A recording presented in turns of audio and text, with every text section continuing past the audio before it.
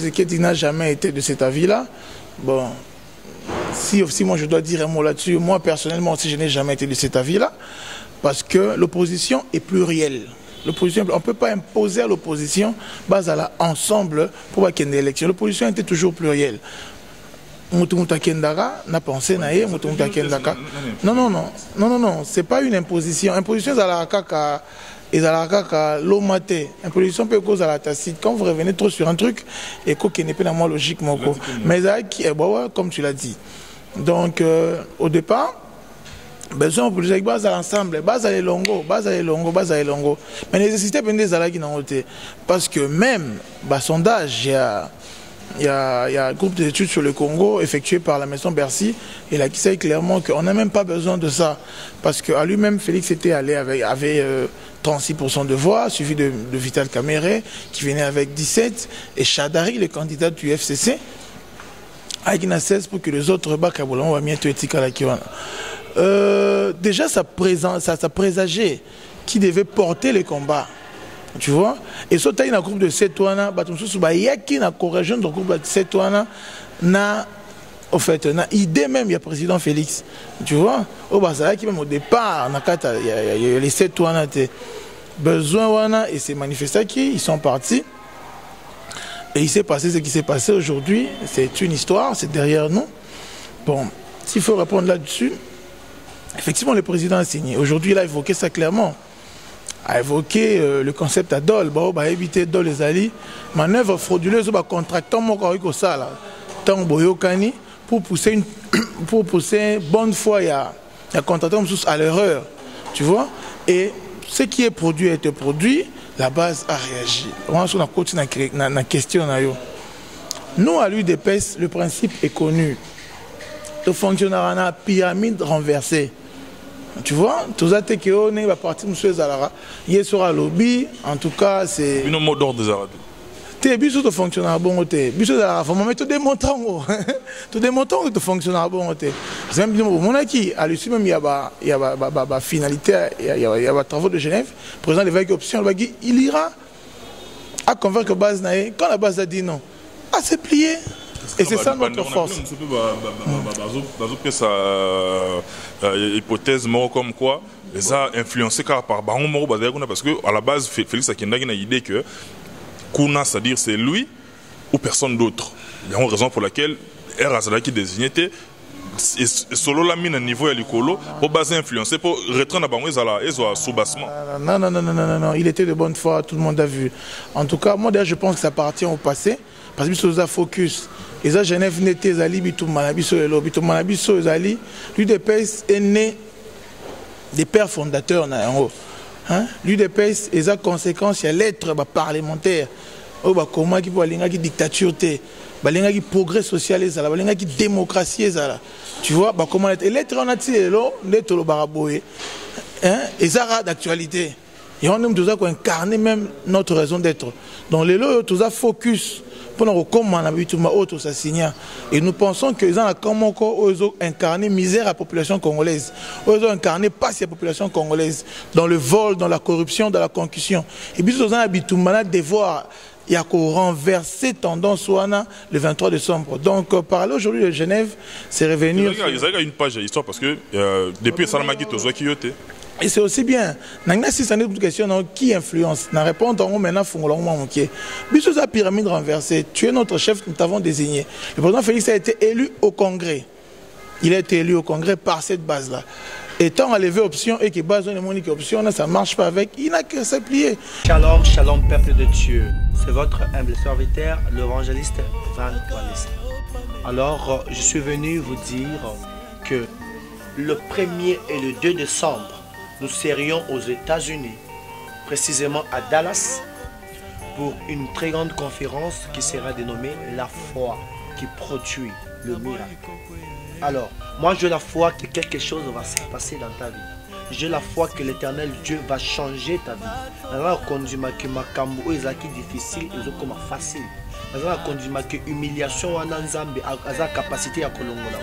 Yo muto lingi changement moi na vie na yo. Yo muto lingi Nzambe a changé profil et vie na yo. Alors je te dis le 1er décembre et le 2 kozanga te yaka boya ebele oza nzinga nzinga ya États-Unis oza en Europe oza na Canada oza partout dans le monde viens suivre la grâce bino bana walesa nyonso oya ya États-Unis boya ebele oza de cité nazoya pona pambo na bino tozala nga moko te na pasteur Glody na prophète Mike lui aussi il sera là pour bénir le peuple de Dieu. Alors, lui-même il a dit, venez à moi, vous tous qui êtes fatigués, chargés, je vous donnerai du repos. Alors venez à Dieu et vous trouverez le repos. Le repos. Alors on a Bengisio, Yaka, et que mon Dieu Igela coiffe ikote Papa na Kerwan, éternel Kenaya Kanda, Taba, ikote Ensi Nganda Taba Fenenene Nganda Taba Chez Hugues la coiffe Ikote Papa na Kerwan, éternel Kenaya Au 174 avenue Aristide Briand 93 320 les pavillons sous bois. À la petite porte à gauche association Hugues Ikote.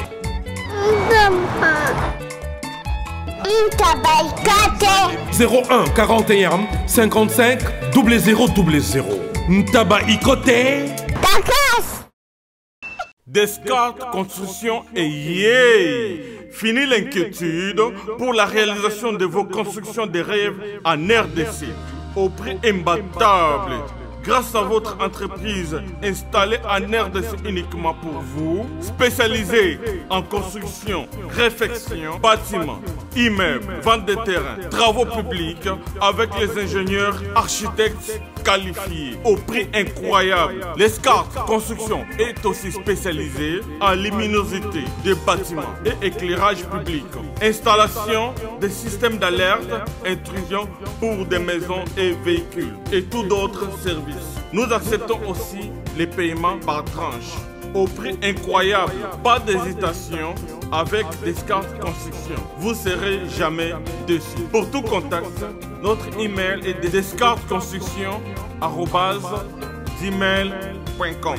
Notre numéro de contact plus 447 93 92 82 813 et appelez-nous pour Kinshasa plus 243 89 91 56 86 2. Descartes Construction à Tozana Mbongo Moké, opération Tongana RDC. L'agence d'export et d'import Michel Atlantic Shipping et yé bana ya Canada, bana ya USA, bomitongisa lisusu. Pour tous vos achats et ventes de voitures, pièces de rechange et les accessoires possibles. Na koti na ba koli na bino na Kinshasa, bomitongisa penza te. Please, bakoya koza koli tinanda. Pour tout contact, benga Michel Lukadi. Plus 1 508 371 60 43 USA na Canada. Pour la Kinshasa, benga na plus 243 89 551 30 38. Michelo Atlantic Shipping. Yaboye. Bazu wapi.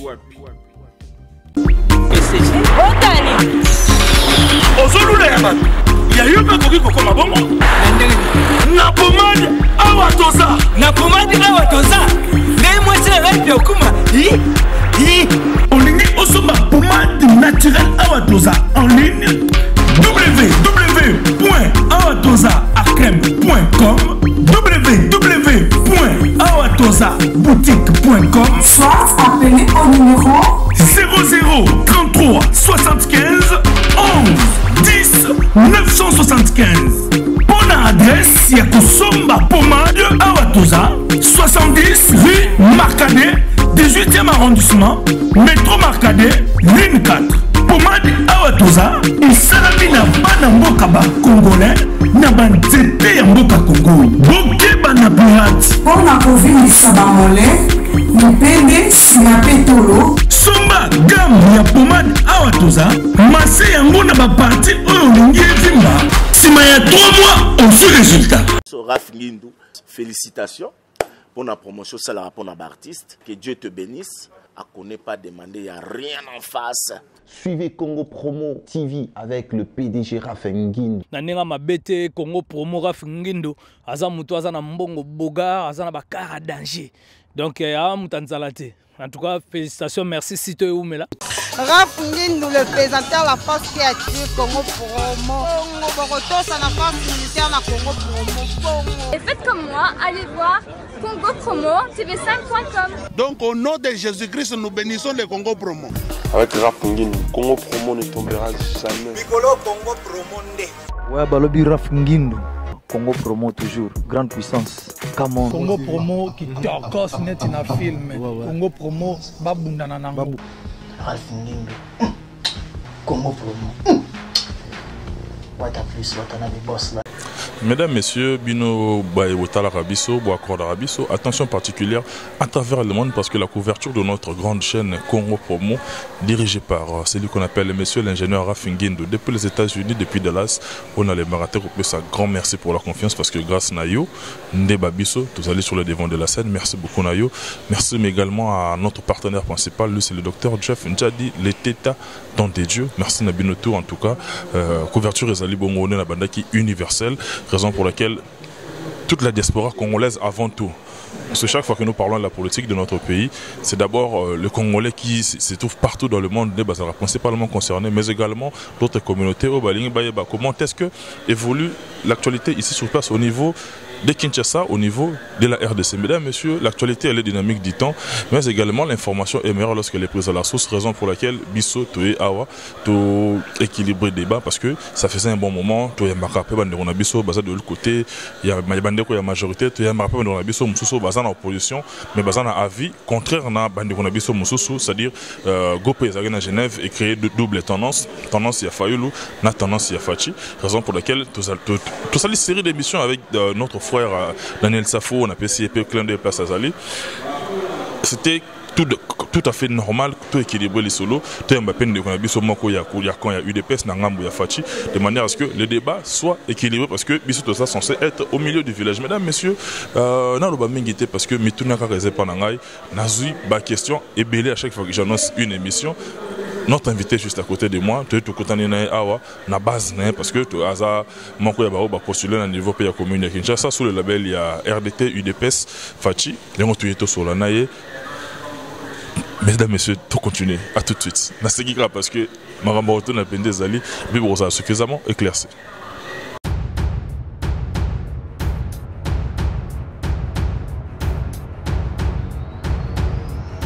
Mesdames, Messieurs, on l'a dit, annonce la mission, lui, il est juste à côté de moi. En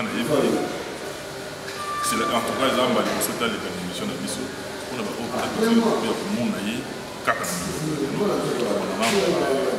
bref, présentation. On va me tourner, mais qui est celui-là? Juste à côté de nous. Notre frère Daniel. À chaque fois de ça, il y a chez moi à faire des politiques, toujours dans mon tournage principal.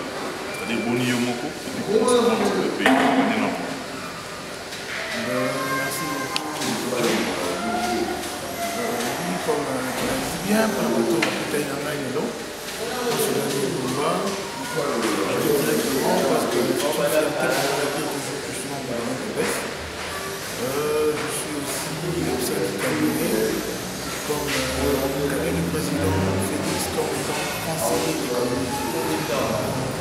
C'est ça un peu la présentation de la personne. Pour les objets qui sont devant nous, je suis candidat aux élections provinciales dans la circonscription commune de Kinshasa, pour la ville de Kinshasa. C'est un peu ça. Le pays, le pays se porte très mal. La mention à Montpellier, mais je dis quand même que le 23 décembre, là, tout aux qui a pris à maquiller avant qu'on voulait.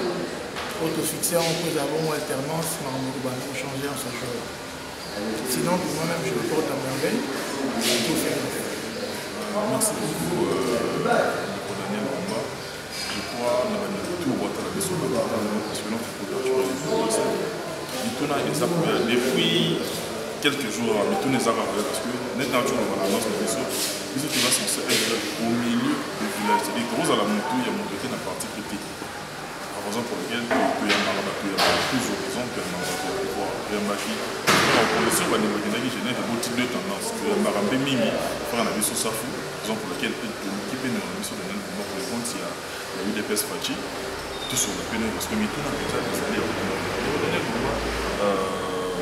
tout ça, on a Kinshasa. Hier, en tout cas, on a un engagement terre à terre, c'est mon expression. Le temps a été arrêté. Hier, arrivé, il y a le président Félix Tshisekedi, n'a démontré, par exemple, il a fait Kamé avec commencé la coalition. D'abord, il ne faut pas observer le monde, mais s'il ne faut pas se donner une idée par rapport à nous.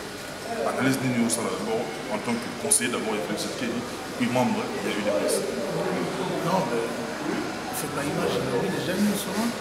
L'image de Binoso, il avait un besoin pour rendre ascenseur à Félix Tshisekedi pour avoir écouté sa base. De toute façon, base de verbe exprimé, le retour ascenseur d'ailleurs quand Copé ça y est, accueil très généreux, comme ça tout le monde, et on a dit ça y est que il y a une vraiment d'aller espoir pour incarner non seulement alternance sur les autres devant nous, mais aussi les changements que tout Congolais est en train d'espérer. Donc c'est un peu normal, puisque les personnes qui ont des personnes dans le monde, étant pour la mission, moi ils m'ont pas gagné au sol, on a été Tshisekedi. Tout le monde est sur la scène, la bougie, tout le monde est sur le bloc, on est sur la mission, on va comprendre que Azan Makambo a eu une seule victoire, donc il n'y a pas trop à dire, moi j'ai tout dit, ils ont vraiment pas retour, il y a ascenseur, il y a acceptation, soit écoute, il n'y a pas au président Félix a exprimé qui après les accords qui s'est produit, ici à 6 mois de journée.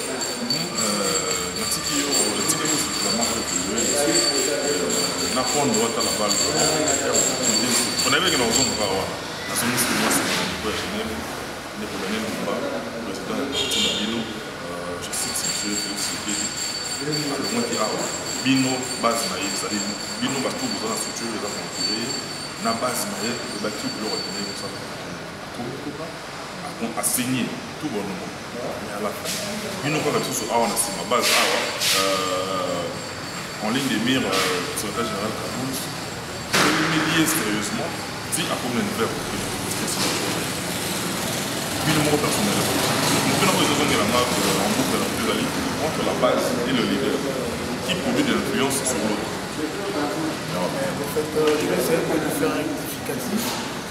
Ce n'est pas le secrétaire général Kaboul qui a été président et a été pourquoi. Non, il y a un canal qui a voix où il y a une base, il y a un donc le secrétaire de SG Kaboul a apporté qui position à base pour aller exprimer en gros parce que Tshisekedi c'est son président et entre Bango il va aller pour ESA à merveille pour nous conduire avec un biseau on a un résultat attendu. S'il faut dire un mot là-dessus, ESA c'est un biseau n'y a ce que tu bien tendance pourquoi la voix Genève est Botamaki. J'avais Botamaki dans l'aspiration, pas seulement Kaka, il y a ma leader, la population est poussée en haut. Au fait, même au sein du parti de l'UDPS, même au sein de l'opinion, beaucoup de langues disaient même que Tozan a besoin il y a cause à la de même pas produire un candidat commun pour affronter les élections. Parce que déjà à la base, il donne le feu et ce qui est de base.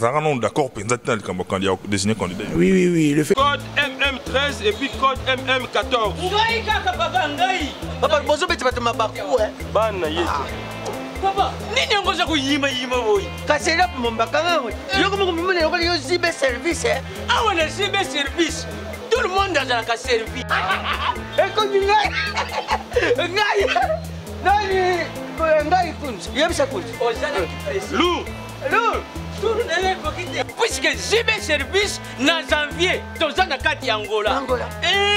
Brazzaville balai. Omoni.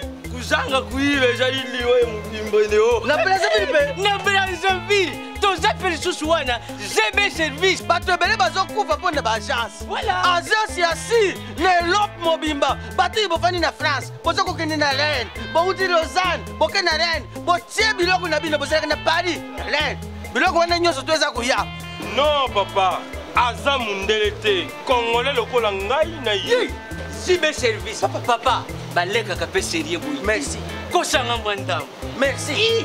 Cyber service. Agence pas comme les autres. Hugues la coiffe Ikote. Papa na Kerouan, éternel Kenaya. Espace de cérémonie chez Hugues la coiffe Ikote. Un cadre spécial pour vos cérémonies conviviales. Pour vos retraits de deuil, matanga, fiançailles, baptême, anniversaire, au 174 avenue Aristide Briand, le pavillon sous-bois, dans le 9-3. Référence, salon Hugues la coiffe Ikote. Votre réservation au 01 41 55 0000. Congo promo défaté. Bolandaka Congo promo pour ezolo la vérité. Avec Congo promo, it's not the same. C'est pas pareil. Rafineto. Check. Etienne Tshisekedi n'a jamais été de cet avis-là. Bon. Si aussi moi je dois dire un mot là-dessus, moi personnellement aussi je n'ai jamais été de cet avis-là, parce que l'opposition est plurielle. On ne peut pas imposer à l'opposition, base à ensemble pour qu'il y ait une élection. L'opposition était toujours plurielle. Moutoumouta Kendara n'a pensé naïe, Moutoumouta Kendaka. Non, c'est pas une imposition. Imposition, c'est la kaka. Et ça la l'omate. Imposition peut causer à la tacite. Quand vous revenez trop sur un truc, et qu'il n'est pas dans la logique, mais comme tu l'as dit. Donc, au départ, besoin pour les bases à l'ensemble, base à les longo. Mais les nécessités peuvent des alagi dans côté. Parce que même, sondage, il y a un groupe d'études sur le Congo effectué par la maison Bercy et là qui sait clairement qu'on n'a même pas besoin de ça.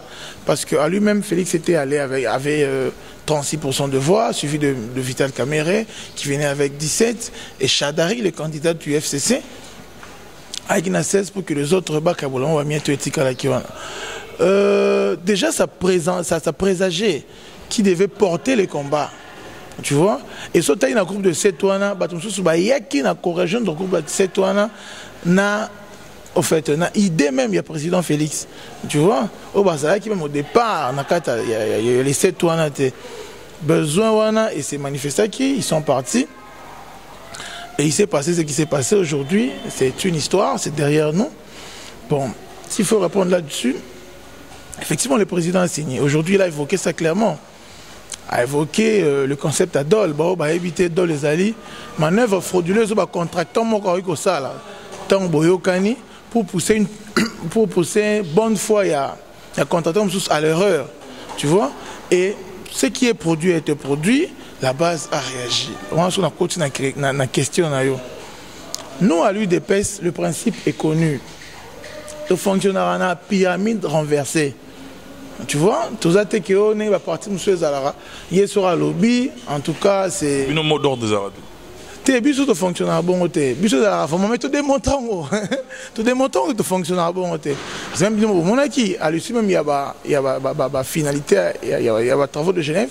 Président de l'évêque option, il ira à convaincre base naïe. Quand la base a dit non, à se plier. Et c'est ça notre force. Hypothèse comme quoi les a influencés par Baron Moro parce que à la base Félix Akindagi a l'idée que Kuna, c'est-à-dire c'est lui ou personne d'autre. Il y a une raison pour laquelle Erazada qui désignait solo la mine à niveau à l'écolo pour baser influencer pour rentrer dans Bango et sous-bassement. Non, il était de bonne foi, tout le monde a vu. En tout cas, moi d'ailleurs je pense que ça appartient au passé parce que nous avons focus. Et ça, Genève n'était zali bitumanabiso elo bitumanabiso zali. L'UDPS est né des pères fondateurs na yango. L'UDPS est à conséquence il y a l'être parlementaire. Comment qui peut aller qui dictature té, balenga qui progrès social et ça, balenga qui démocratie et ça. Tu vois comment être l'être on a tiré là, l'être le baraboé. Et ça d'actualité. Et on aime tout ça qu'on incarne même notre raison d'être. Donc les lots tout ça focus. Et nous pensons que les gens ont incarné misère à la population congolaise.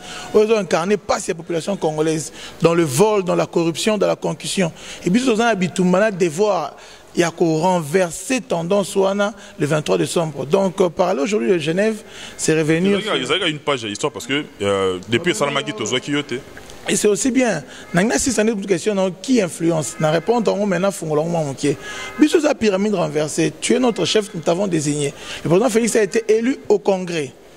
Il a été élu au Congrès par cette base-là. Et tant enlevé option et que base de monique option, ça ne marche pas avec, il n'a que se plier. Et ça, les dividendes moraux, il y a nos populations congolaises à cause d'un on peut PCS sous force l'élection tous au Kende. Parce que pas si tous arnons en Boko, les président Moko, Alingaka, Azala, le tout, donc Yenem Torloban, c'est là où tu reconnais le tout puissant, disons, comme tu l'as dit. On a connu ça ici avec Mobutu, et Tshisekedi il a combattu, c'est la dernière énergie. Kabila est venu dans la même logique, Moko. Et même aujourd'hui, Kabila, il a la logique. Au moins, même, pour qu'il est même moins plus loin. Même le choix de Manuel Ramazani Chadari, n'a qu'un adverse, n'a qu'un FCC, ils ont très contesté. Ils pensaient ils pensent jusqu'alors qu'un candidat qui ne fera pas le poids. Mais on a choisi, c'est que le chef dit c'est oui et amen. Mais ce qu'on a le privilège d'avoir un monsieur qui va diriger ce Congo en écoutant son peuple. Dans les lois, il y a autant à relever l'option pour que Moro ait une logique boé, hein, à hôtel sa peuple vision. On a surtout que bon, on a de population limité à replier nango. Donc comme on a posé ça aux anabakonzo bazo ka population. Parce que pas si les Congolais allaient aux anabakonzo bazo ka pas sinité, bazo ka souffrance n'était, ba comprendre oh il y a limité. Tu vois? Nous pensons que mon condifa fonctionnera na koyo kara oh population na elingi, hein? Parce que politique les alliés pour satisfaire aux populations. Donc c'est ce que demande le peuple et aller à la solution de ce désidérata là. Donc aujourd'hui l'étape Genève est derrière nous. Tout ça focus dans le Congolais. Bitumbao, tout ça signé dans la lutte contre la pauvreté, la lutte contre la corruption, la mise en place de l'état de droit pour retomber au lambeau cannabis. Merci beaucoup, M. Daniel Bumba. Mais na zora na maloba na ondezo botelanga mituna au lobby bien besoin focus sur les élections, cap sur les élections le 23 décembre.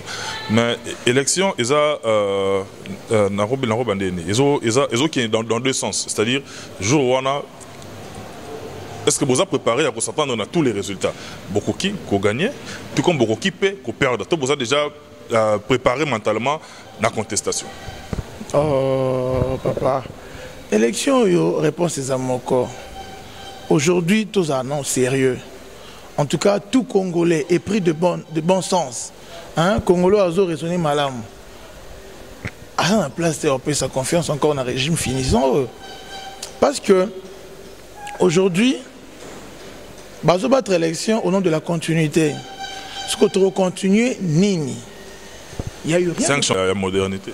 Papa, on dit aux autres que tu la boa, bon qui bangwa na koto koti wana. Les loyo population za victime super chérie mo ya munene. Tant au pesi mu Congo, na institution de Bretton Woods na coopération ou soit multilatérale bilatérale autozagi nango. Ba elibiso ba pré chinois. En contrepartie, il fallait que le Congo bénéficie de 9 milliards. Et Balobi, et vous avez 9 milliards, tu revoir en haut à 6 milliards. Au contrepartie en financement, il y a une session, il y a 40 milliards au Congo Pesaki. Les lots, 6 milliards, bilan dans les années. C'est vrai, si communes, ils consomment combien? C'est même pas. Et comment tout 5 milliards? Et comment on dit? C'est un investissement de 800 millions pamba. C'est pour dire que mon wana nyo sowana. Oh, fallait ça sur la révolution de la modernité entre guillemets et Zawad, Lokuta. Hier encore, il n'y a pas quelques jours, je suivais le ministre infrastructure Thomas Louaka. Il dit toute honte but. En fait, opposition à pluriel. Nous expliquons opposition à pluriel. Nous sommes UDPS, nous sommes tshisekedistes. Tu vois? En fait,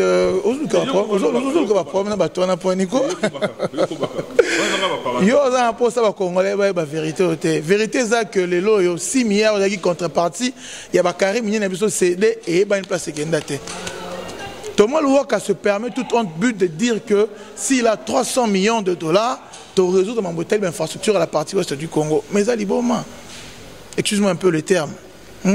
Alors, il y a 6 milliards pour exécuter la provision de l'infrastructure. Il y a 300 millions. Au moins, c'est que tu sais, so si ba dekesa mbonga ba bisa ba congolais mbonga to dekesa yango to lia yango to zo kabela no maputa o pour pesa biso sous confiance biso to za na pour na ko éclairer population ko éclairer opinion bon ba fotaka bon pour pas contrôler gouvernement basali musa na bango convenablement.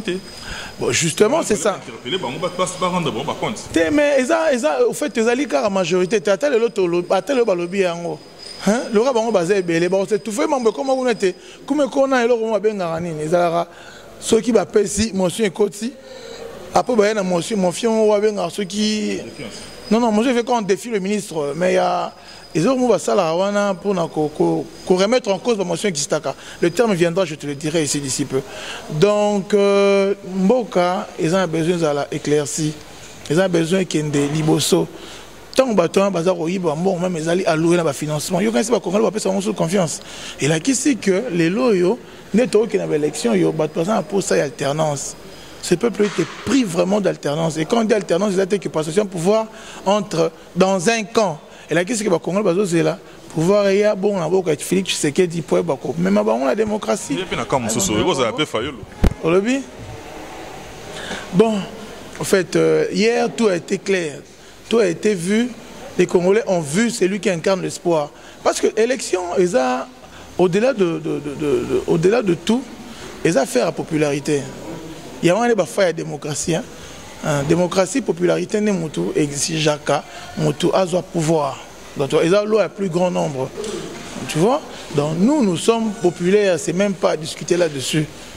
Mon opposition est incarnée alternance bisonné tout ça populaire bisonné et sengé na biso to diriger mboka pour démocratie ça bon et sengi bon lobby binonde faut bo incarner binonde faut bo binonde bozo pesa image wana mais monsieur Daniel Bumba bande européen musu ba mituni bo pesi bande ko ba sana quand majorité bo pesi bango lelo ba argument ya ko se kabino parce que bino moro déjà pour ne l'eau mora ya déjà pour parvenir au Canada c'est que boyer na ordre dispersé voir mususu peut-être il bénéficier na président Félix Tshisekedi et kinga bo mususu bango baza batikali na mutu bango moko.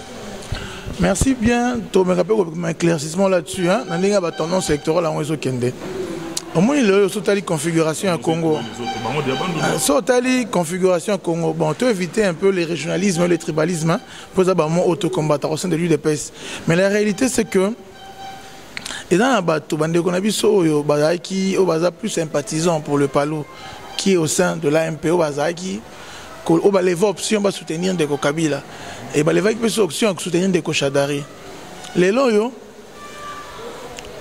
ceux qui baza na chadarité bazo kende admettons à camp que tu as fait allusion le camp de M. Fayolo c'est-à-dire que biso électorat biso est intact hein donc l'électorat qui est gratté aujourd'hui c'est pas notre électorat c'est l'électorat de Chadari qui est écarté parce que sympathisant de Palo ba votaka on va voter Chadari. Dans un mot d'ordre. Non, les lots tout mot d'ordre va sauter qui en haut parce qu'il voulait soutenir Mouzito. Mouzito n'a pas été aligné. Tant ou même Batini va soutenir Chadari, ils ont dit non clairement. Ils ont dit non à leur hiérarchie. Et les lots les vont soutenir des Kofaïlo. Donc gratter quand un électorat à Chadari. Biso jusqu'à l'électorat na biso. Au Bakistan électorat Oyo. Vital Kamerhe a apporté en s'alignant derrière le président Fachi, vitalité n'a pas soit apportée. Nous sommes encore allés plus loin. De tout ça, au-delà de la moyenne. C'est pour dire que Victor a très consolidé et a très fortifié la minute autour. Donc le 23 décembre, les Congolais iront voter massivement Félix Tshisekedi comme étant président. Mais partant du principe qui a trahi trahira. Aux autres, rapprochement, il y a Vital Kamerhe et il y a le président Fachi. Non, mais il y a eu... Tout peut arriver à tout moment.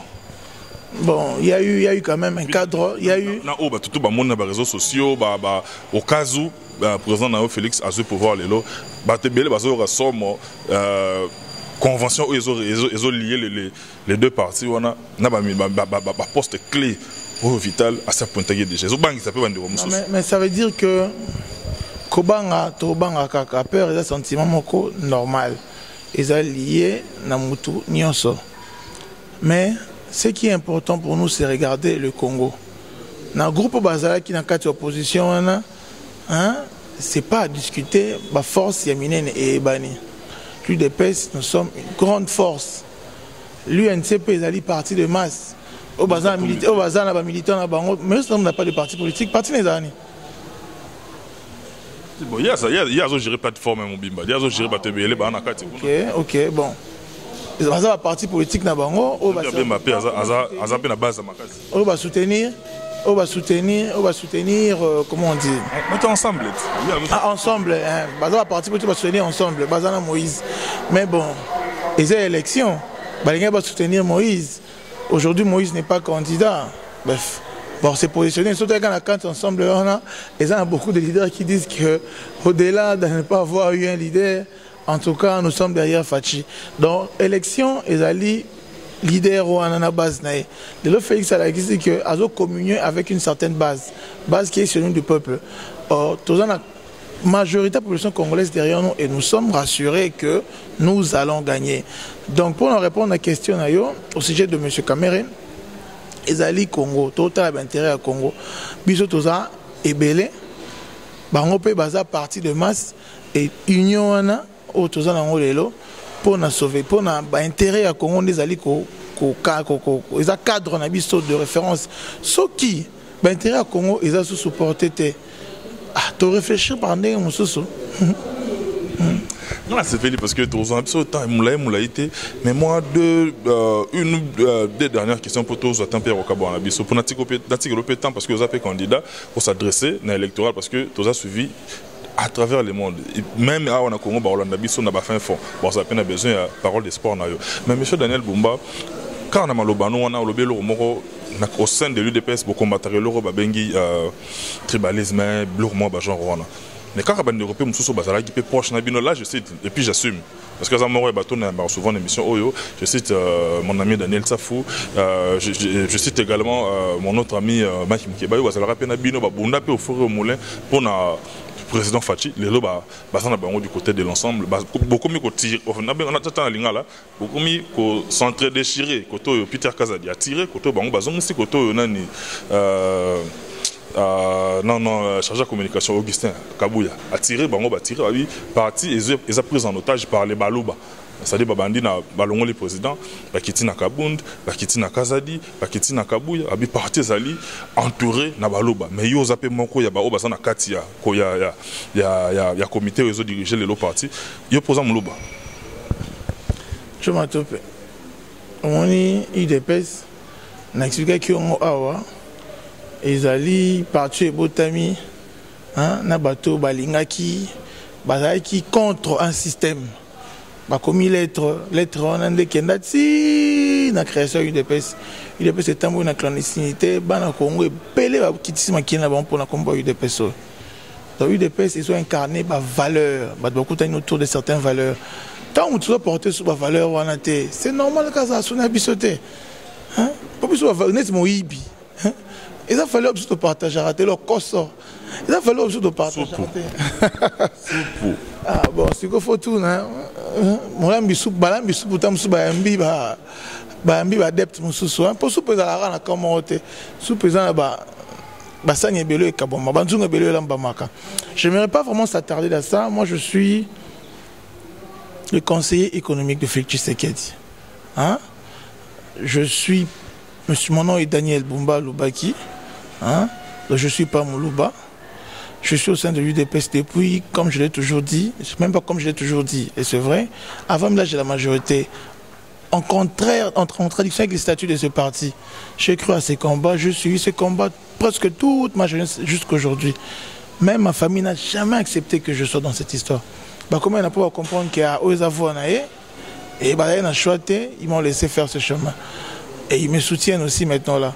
Donc, UDPS, ils allaient mener Bitumba, ils allaient porter espoir à Congolais. Tout ça en Bitumba. Tout ça en Bitumba. C'est naturel. Ceux qui n'ont eu UDPS, ils ont une fraction.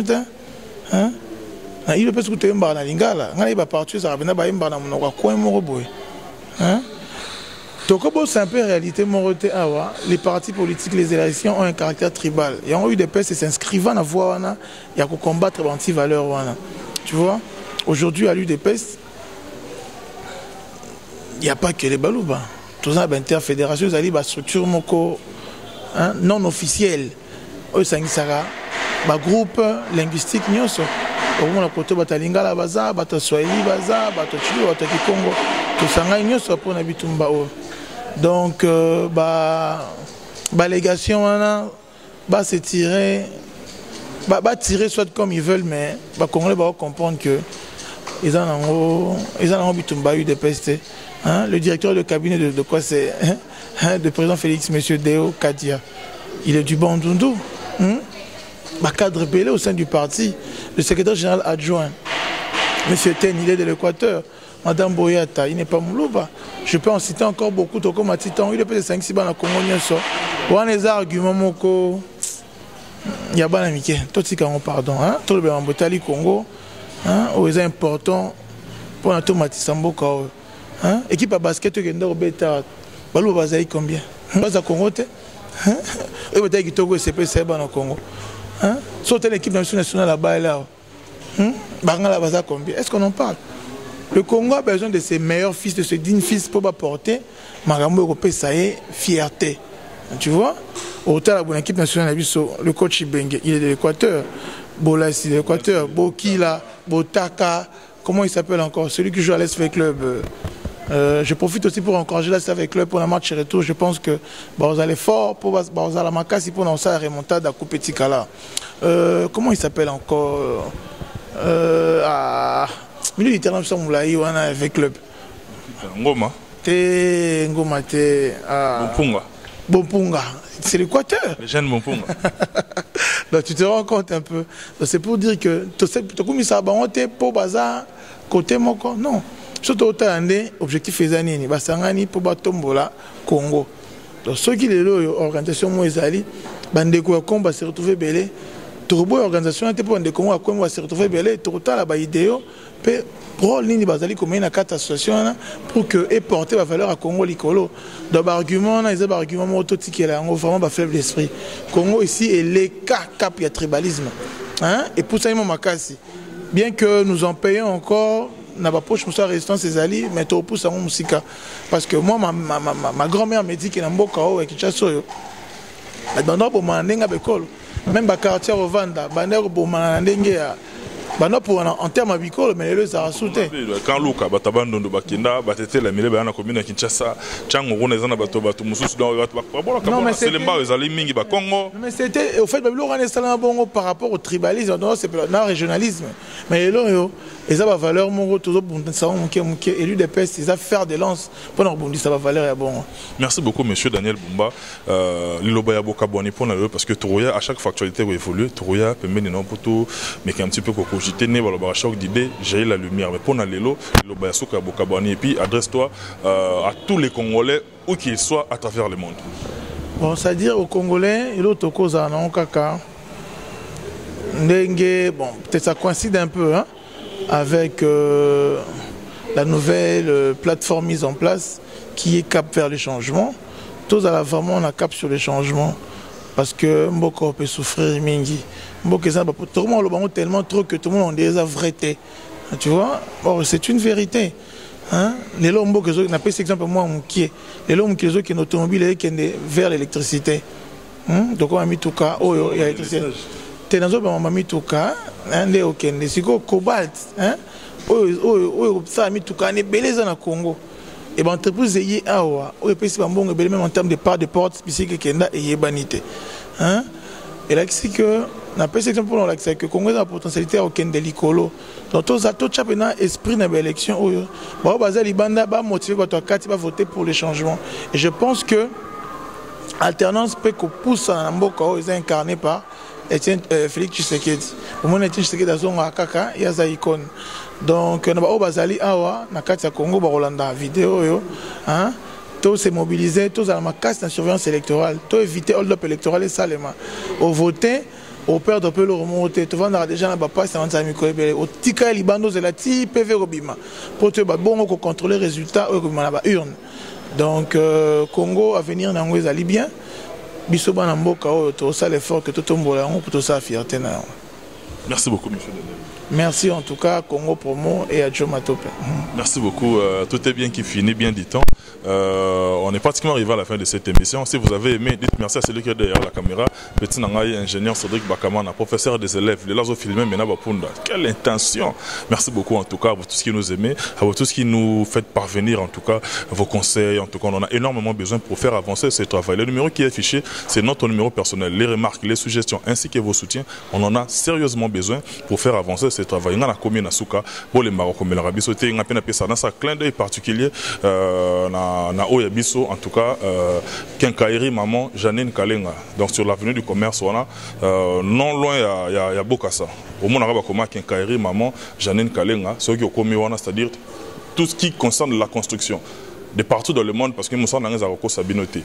Comme Nabiso, Tochao en contact, on sera jamais déçu. Merci beaucoup, Nabinoto, Namoni, Maman Leki Mimita, Namoni, Tante Bijou, Mioto, depuis les États-Unis, Topesio Mbote, Tobosaniote, notre ami et frère Chaourag en Russie, il peut contrôler le niveau bas, c'est un niveau Russie, petit Nabiso chargé des questions vestimentaires, Dina Côte d'Ivoire. Mère, il y a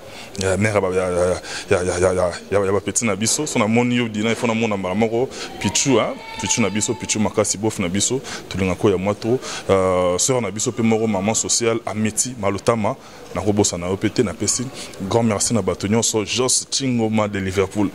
Au moni Moutunayo, salut bien, Denis Kabena, Diaspora Moutunanga, Labino Yato, Pamphile Pembele, Blaise Samba Samba, de Manchester, on a une structure na base nanga, puis on a bossé na TV nanga, Anto Mokonzi, Motema Dorian fait Zabino Mibale, ba parents ya Brian, ngana suki wana, na robosa na pété, ba oya ngai nyonso, na lingi bino Yato, ngana suki awa, Johanna Marilyn Matope, ombre jaune. Ce matin, c'est que émission ici. D'ici là, portez-vous bien, bye, à la prochaine.